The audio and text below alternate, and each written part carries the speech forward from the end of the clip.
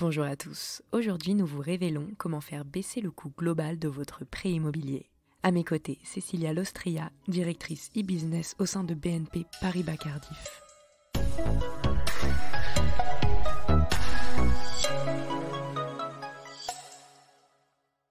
Tout d'abord, Cécilia, est-ce qu'il existe des leviers de négociation qui peuvent éventuellement faire baisser le coût total d'un emprunt immobilier ? Alors, lorsque vous empruntez pour acheter un bien immobilier, un certain nombre de taux vous seront présentés. Alors, tout le monde connaît le taux de crédit, mais il y a aussi le TAE1, le TAEG, le taux nominal, le taux d'endettement ou encore le taux d'usure. D'accord, mais tous ces taux, ça semble assez compliqué, non ? En fait, c'est assez simple. Si tous ces taux ont une signification bien précise et ont leur importance dans votre offre de prêt, le taux à retenir est le TAEG, taux annuel effectif global.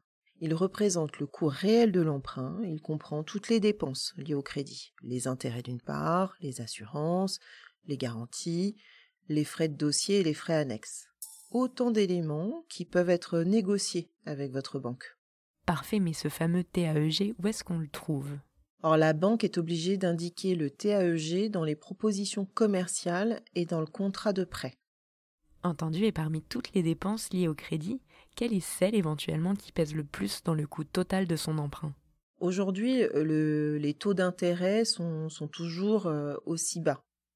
Du coup, la part de l'assurance emprunteur dans le coût total du crédit est beaucoup plus importante. Mais vous pouvez préciser l'assurance emprunteur ? Oui, c'est une assurance qui sert à garantir votre prêt. Alors ça, en cas d'accident, de maladie, voire de perte d'emploi, qui vous empêche de rembourser votre crédit immobilier. L'assurance prendra alors le relais. Et par conséquent, est-ce qu'il y a un moyen de faire baisser le coût de l'assurance de prêt ? En fait, vous pouvez comparer l'assurance de prêt immobilier qui vous est proposée avec celle d'une assurance d'un assureur spécialisé. C'est ce qu'on appelle l'assurance en délégation. Et cette fameuse délégation d'assurance, vous pouvez nous en dire plus ? Oui, cela consiste à prendre une assurance de prêt autre que celle proposée par votre banque, sous réserve de respecter certaines conditions. Alors vous pouvez effectuer cette délégation au moment de signer votre prêt immobilier ou même en cours d'emprunt. Très bien, donc en effet, il ne faut pas se focaliser uniquement sur le taux de son crédit.